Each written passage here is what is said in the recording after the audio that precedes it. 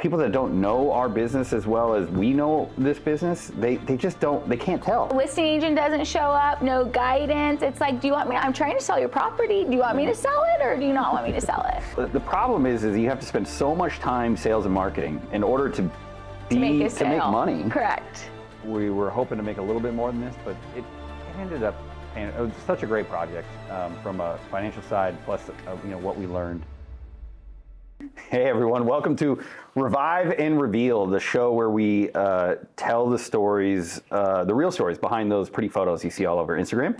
And I'm Brian Daly, founder and owner of We Revive. We've flipped about 700 homes here in Southern California. And I am joined today by the bundle of joy, the driven, service first, Courtney Valetta. Thank you, thank you. She's an incredible agent partner of ours. And damn good at making some cookies, right? Yes.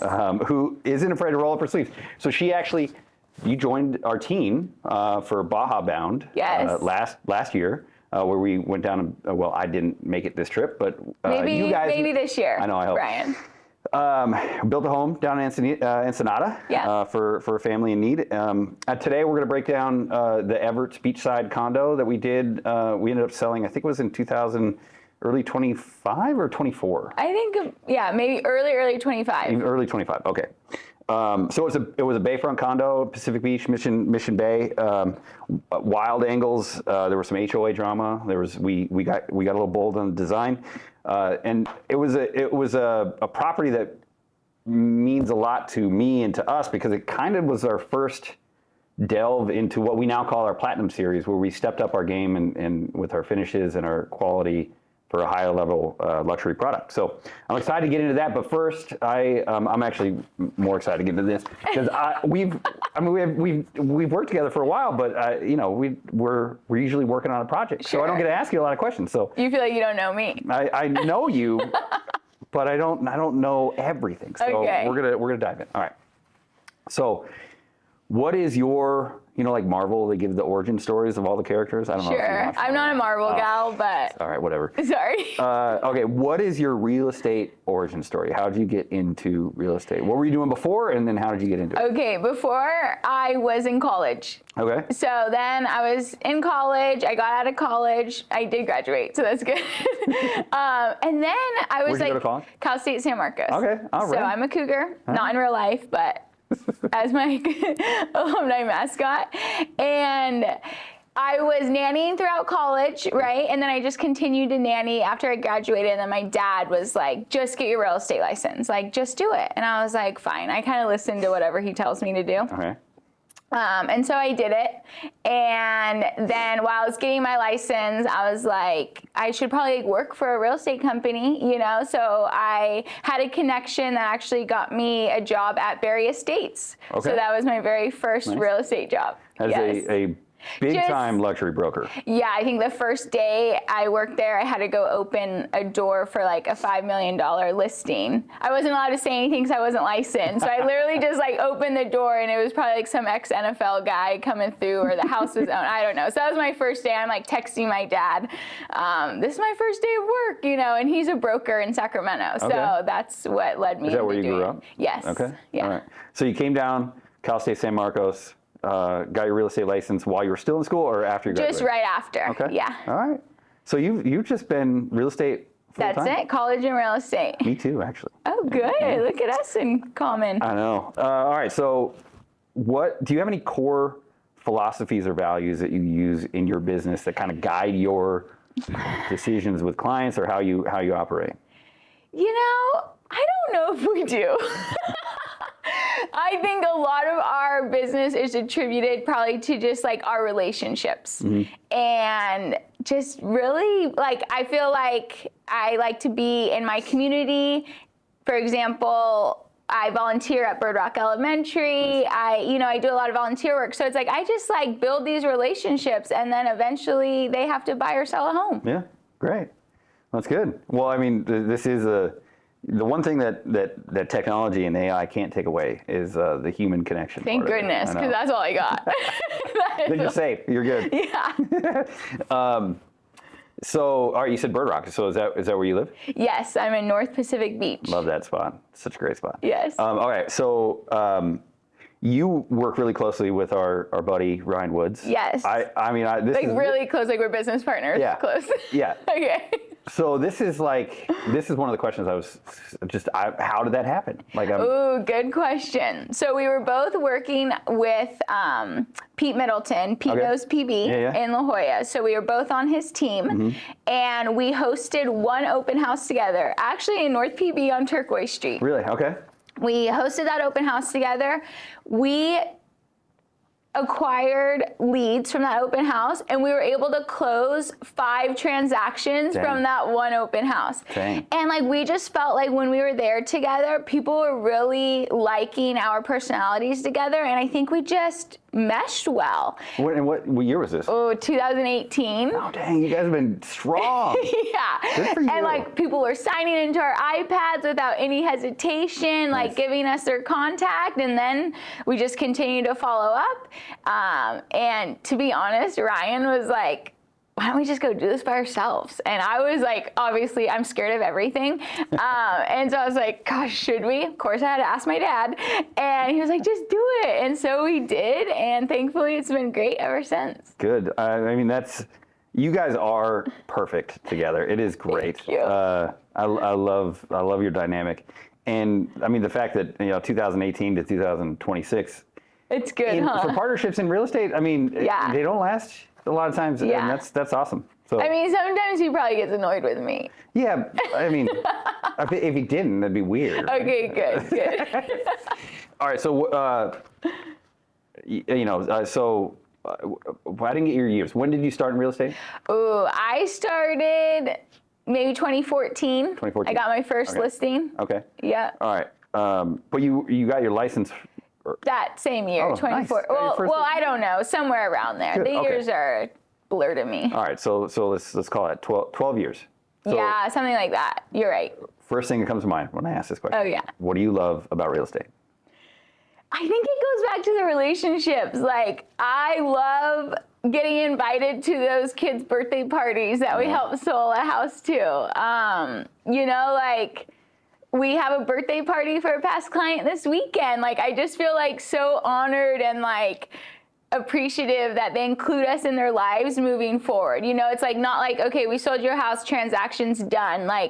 We continue to nurture these relationships for years afterwards. And it's awesome. So nice. That's awesome. Yeah. Well, everybody loves you. You love everybody. That's so nice. Clear. Okay, now this question is probably going to be hard for you. Okay. First thing comes to mind, what drives you bonkers about real estate? Does anything drive you bonkers? I do a lot of therapy, so I try not to have anything drive me bonkers. Okay. All right. I don't know. There's a lot of agents out there, and you have to try and mesh and do business together. And sometimes you question their choices. Okay. Well, that's a very politically correct way to put it. Yeah. We'll leave it at that. What drives you bonkers? Okay. Give me some ideas, and maybe I can bandwagon. Oh man, it might get me in trouble. Okay. So I've put this out on Instagram before, so I don't mind saying it. Okay. It drives the companies that are out there that exist solely to put a fake offer in. They don't do anything other than write offers that they never intend to actually close on themselves. They just exist to wholesale. But MLS, I could see that. That drives me bonkers. It almost. I got into real estate through wholesaling, so I don't. It's not that I hate wholesaling. I just the fact that a business model exists entirely based on smoke and mirrors, and you're doing it to properties that are on the MLS that are through agents that ultimately people that don't know our business as well as we know this business, they just don't. They can't tell. tell. And then it puts these sellers and agents through an emotional roller coaster. Yeah, tough position. So that I don't I don't like. I mean. Oh, you know what drives me bonkers? Oh, yeah, what? Say the house is vacant, or like it's a condo that's vacant, and I can't find your lockbox. Okay. Like, where's your lockbox? I'm trying to show the property. I don't know where it's at. Am I going through a maze? Is this gate locked? What's the code? Yeah. You know, listing agent doesn't show up, no guidance. It's like, do you want me? I'm trying to sell your property. Do you want me to sell it, or do you not want me to sell it? Yeah, that's spot on too. I think it goes back to where you're out in public. You go on social media. You put out this whole presence of and that's part of the sales and marketing component of it. But then when you actually get into doing a transaction, they either don't know what they're supposed to know, or they're just really not conducive to providing a good service, whether it's to clients or to other agents. We did a recent transaction, not the one we're going to talk about today, but the buyer's agent, I was telling her, hey, your contingency dates are up in X amount of days, friendly reminder. She goes, where are you getting those dates from? I'm like, what?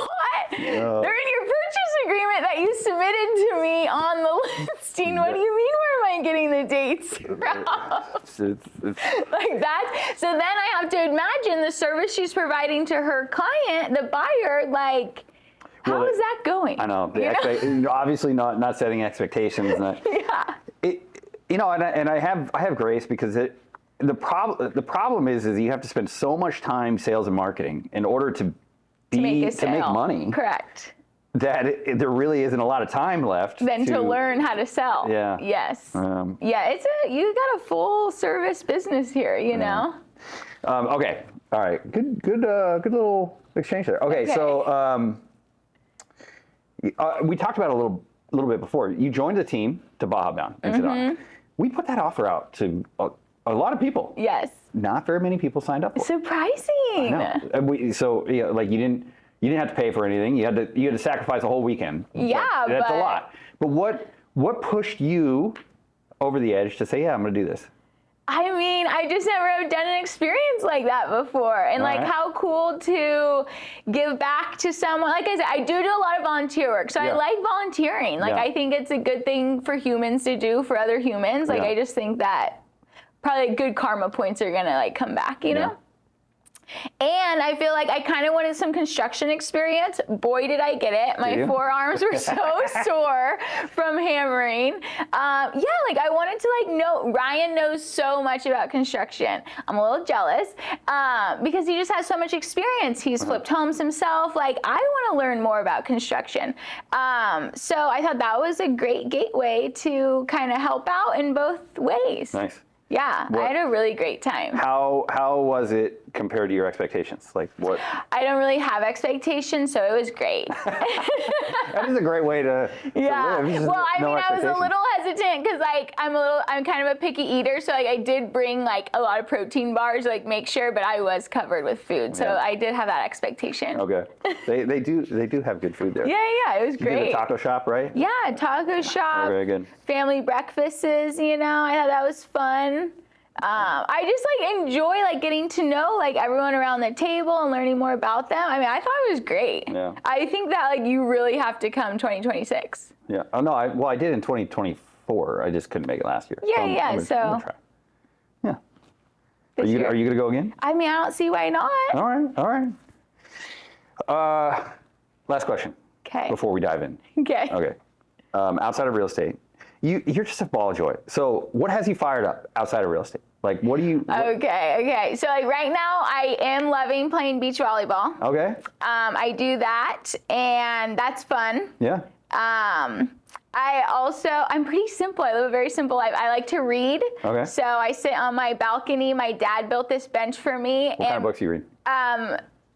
Kind of fictions. Okay. Oh yeah, definitely. And not the smut. People always think, oh, you probably read smut. No. I'm into the thriller. that is gonna be a great clip, by the way. Yeah. I'm into the thriller, the page turner. Love when there's a movie after. I'm starting to get into that.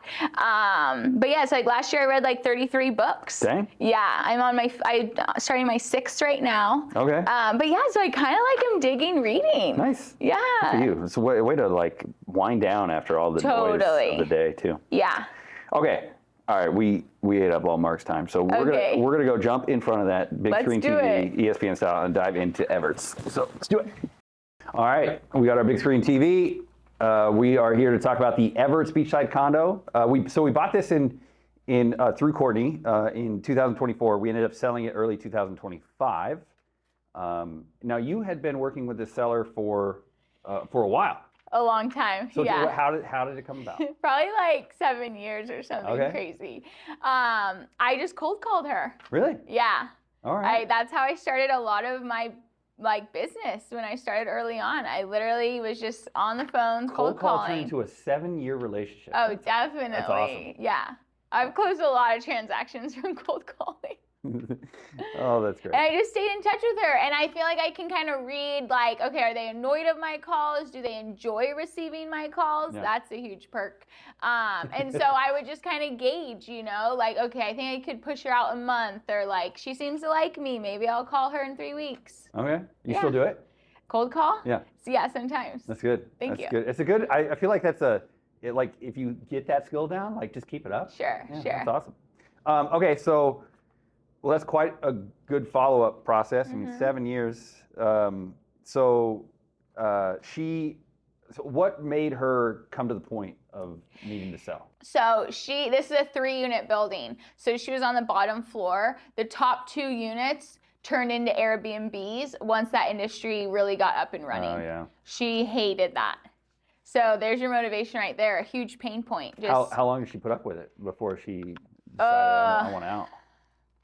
Probably a good amount of years. Yeah. Like, when did Airbnb start becoming a thing? Oh gosh, I think Airbnb started in like 2008, but I don't know when it took. Yeah, like took when hold. I don't know either, but long enough that it became a huge pain point for her. Okay.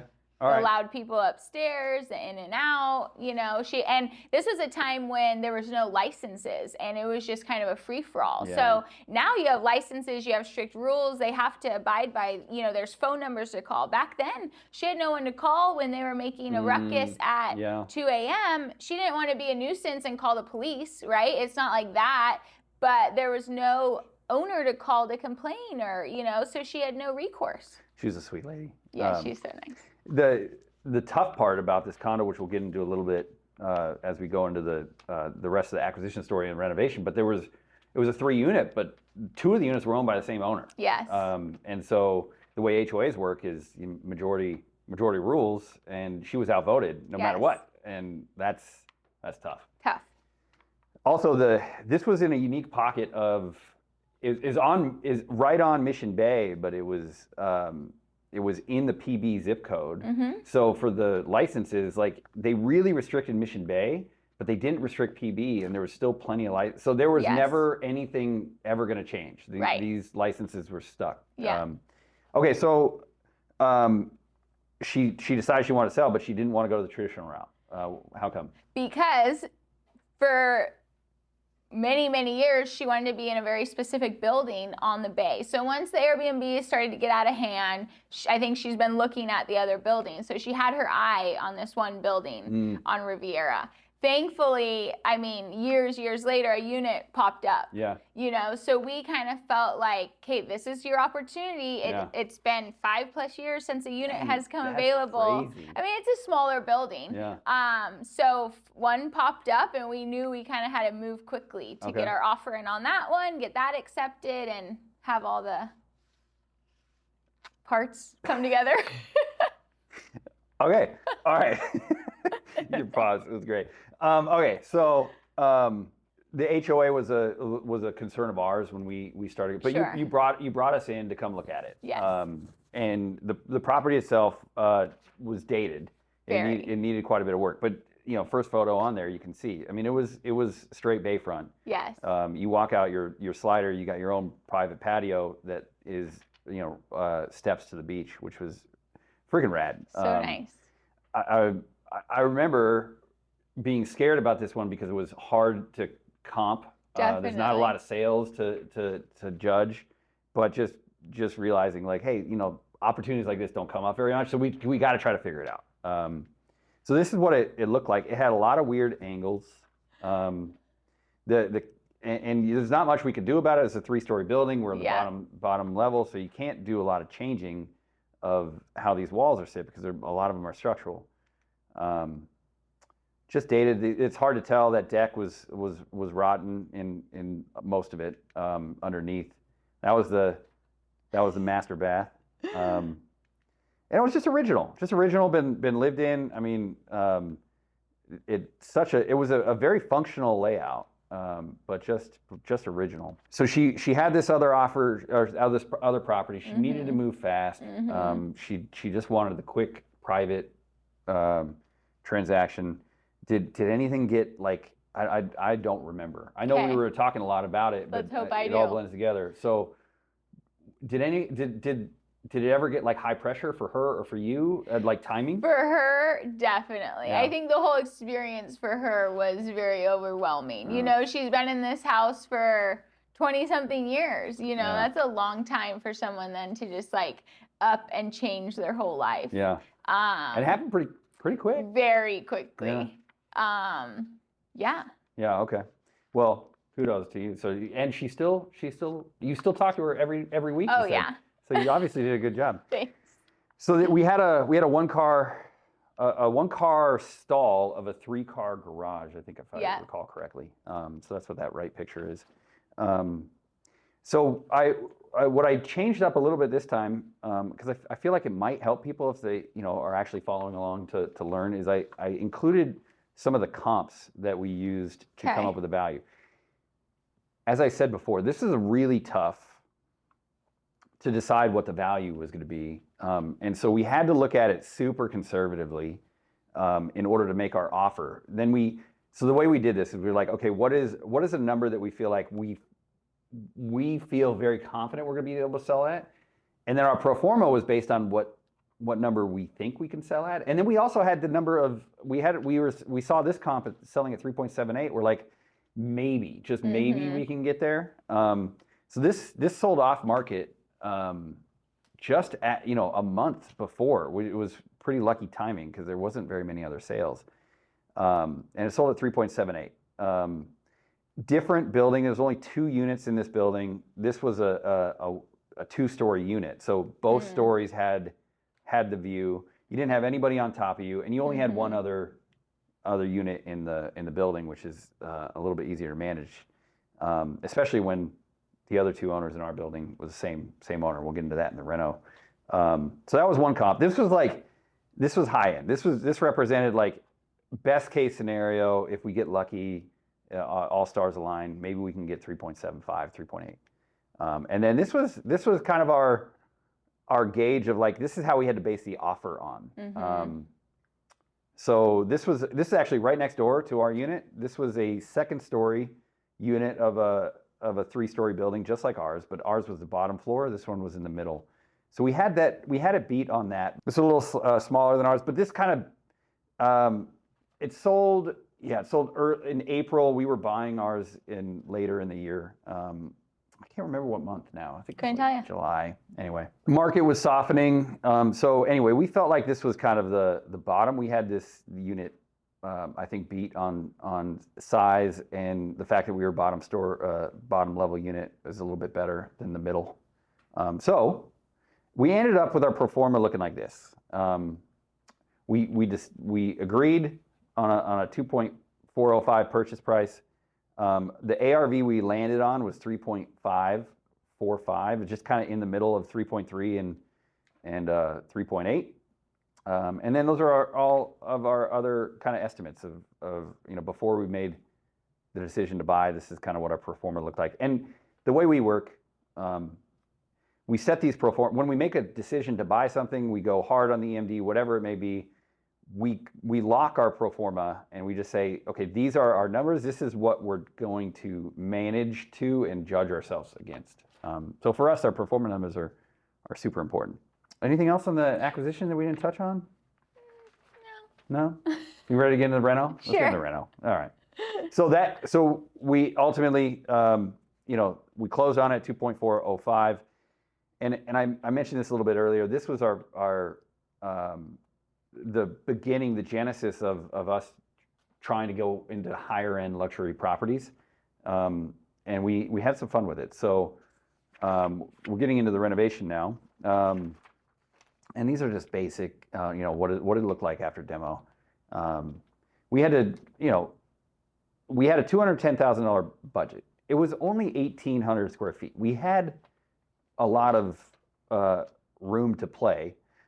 Still, it wasn't enough. We went over budget because, we wanted to make sure we did this right. We felt like because of the prime location, if we put the right finishes in, it was insurance that we're not gonna sell below what our minimum profit was. So we didn't move a lot of walls. We changed some like the closet right there. We replaced everything, HVAC, a lot of drywall. Unfortunately, we were able to pivot the kitchen layout a little bit. You see here, this was kind of a problem throughout. This was like a cutout for the stair framing for the unit above us. We couldn't do anything about it, and that really did kind of ruin our original plan. But the team worked it out. This is kind of going into where the finishes come in. Everyone loved this outdoor barbecue. I know, it's funny. It was just a kit, too. That's like the most surprising part. Oh. We're like, you could buy it yourself. It played well with our finishes. The kit worked out perfectly. That was somewhat of a last minute. It's a good thing you added it. Yeah. We got a lot of great feedback. The deck ended up being one of the last minute calls and why we went over budget. We knew we wanted to do the deck, but we were thinking we were going to use wood at first, but we're right by the water, so we decided to go Trex, which increases the cost. TJ had this great idea of putting the steps down and including a little turf, which I think made a big difference because before it was just all deck and no turf at all if you had a dog or anything. So it gave it great dimension. This is where the HOA problem came in. So we mentioned earlier that they had the majority vote. We had to get their approval to get this deck in, and they kind of held it over our heads for a good month. They were trying to get us to sign paperwork that allowed them to have even more power over the HOA in order for us to build this deck. And the problem was, like, we don't have to be the owner, but the buyer has to be the owner, and they're gonna adopt whatever we sign. Yeah. And we felt like that would make it really hard for anybody to want to buy in this building. Yeah. So we held our ground. Eventually, we got it all figured out. We did something for the HOA. I don't remember what it was, but they definitely used it to their advantage to get what they wanted. Using the leverage. Yep. So now we're getting into the before and after. So definitely, again, modernized quite a bit. We wanted to do La Cantina doors here, but we couldn't because of the overhang. Yeah, the bathroom was big transformation. Just the layout was tough. So we ended up. It's gonna be. I don't think there's a photo of it because it was hard to show in photos. Hey, that's the building. Let me see. So we ended up.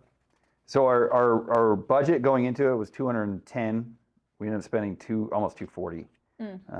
We spent 240. We went over time too because of that HOA delay. But that was what it looked like at the end. And then you came in, helped us sell it. What was your original like? And don't hold back. Like, okay. Truth. What was you hadn't seen it in a while. Yes. You came in, you saw it finally done. What did you think? Yeah.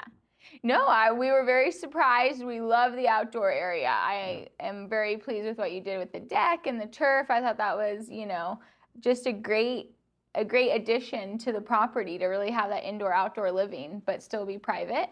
Yeah, we thought it was great. And I mean, we just received so much positive feedback. I mean, when we had open houses on the bay there, I mean, you get so much traffic just from people walking by walkers, on the boardwalk, right? And a lot of locals. You have a lot of people who live right there on the bay. A lot of, you have the Sanderling and other luxury buildings. So a lot of the neighbors come in and give their feedback, and thankfully it was all very positive. Good. So. Right. I remember. So you remember what was here? Yes. It was like bushes. ugly, yes. ugly. So City owned. City owned. We snuck in there on a Saturday and upgraded I'm glad their you landscaping. did. So whenever we do projects like this that we fall in love with, we're like, shit, man, let's just go for it. Yeah. We went for it on our price, right? What did we end up going out at? 379? 3.7. I think we listed that. Okay. So our ARV on our pro forma is 3.545. Yeah. We again, this is where emotions, even though we're like super numbers based and try to stay unemotional, we get emotional just like every other seller. Sure. We're like, let's go for it. Yeah. I remember we hadn't decided yet on the price. We had a big open house. And of course, all we hear are the good things. Sure. And we're like, oh, dude, we just gotta, let's just go for the price. We're gonna get it. We're gonna get it. I mean, you never know. That's the thing. You know, you don't especially know with what this the price market's gonna command until it's active. So we went out at 3.7, and we a little rich. A little rich. We sat for a bit. These are the final sale photos. So we had to. This actually ended up to be. It came out really well. It did. We were so worried about this going into it, but our designer helped us. We boxed that in, we plastered it, and it ended up turning what was not our original plan into what became a focal point. Yeah. And these kitchen. are nice. These little cubbies. Yeah. Yeah. So we priced it at 3.7. We did not move it at 3.7. Not even an offer. Not an offer for quite a bit. It happens. It does. So. Well, we didn't even really get like negative feedback for the price either. Yeah. Like it wasn't even like, oh, you guys are asking this much. When some things are overpriced, you get that feedback. Yeah. But we didn't even really get that. So it was kind of hard to gauge how far off we were on the numbers. Yeah. Yeah, everyone was saying great things, but just not writing offers. Correct. So I think we ended up doing 2 reductions, didn't we? Potentially. Until it moved. Yeah. That's one of my favorite photos. Yeah, it's great. Yeah, so we ended up sitting on the market for a bit. Again, we had pads. We knew going into it, like our offer number was based on that 3.3 price because we felt like that was kind of the floor, and we not knowing this market and even in late 2024, it was a little shaky. So we didn't really know what to expect. So we had pads, but obviously, we still like to sell them quick if we can. Mm-hmm. Ended up coming down. We accepted an offer at 3.4. Mm-hmm. 3.4 was the final sales price. Smooth escrow when we got into that contract. There wasn't a lot of escrow or nothing much on the inspection. They accepted the HOA, which was my biggest fear. Yeah. After all the dealings we had. So these are how the numbers played out. 2.405, as we talked about. Rental cost was about 30,000 over. Our pro forma budget was 210. Buying costs about the same. Financing costs were a little bit high just because of the longer hold time. And anyway, we ended up from our pro forma number. I think we were hoping to make a little bit more than this, but it ended up paying. It was such a great project from a financial side. Plus, what we learned. Our investor made good money. Made 107 or almost 108,000. It's not all about the numbers, but obviously that keeps the lights on in the business. Yeah. It just reiterated this higher end market is a great opportunity. Just a lot of risk, and we try to stay unemotional as possible when we're coming up with a number that we're going to pay for it. Because the problem with these, if this swung down to 3.1, we would have lost our ass and wasted a good year of our time. I'm glad it worked out for the seller. I'm glad it worked out for us. Sometimes it doesn't. All parties were happy. Yeah, good. What did you take anything from this transaction that's affected the way you look at business or the way you look at clients or anything going forward, or is it just another one? Another one. Well, for us. Okay, tell me. for us, like as I teased a couple times, this opened the door for the Platinum Series. Honored. I know. Yeah, flattered that we were your first. We sold a few at this price point before, but they were always just like big monstrosity properties that we didn't put a lot of time and attention. Not like a unique bayfront property. Yeah. So now we look for those. Good. And we try to have we're just now selling, I think, our 4th or 5th. Good. And we have one more, and now we're looking for more because we try to have like 2 or 3 of these in our pipeline at a time. They take a lot of extra work and a lot of extra money, but they're fun. They give something a team to rally around too. As I look at Michelle here in the background, which I think is important for us as well. So, do you have any other questions? No. No. All right. Well, thank you for sticking with us on Revive and Reveal for our Everett's Beachside Condo. Courtney, I appreciate your time.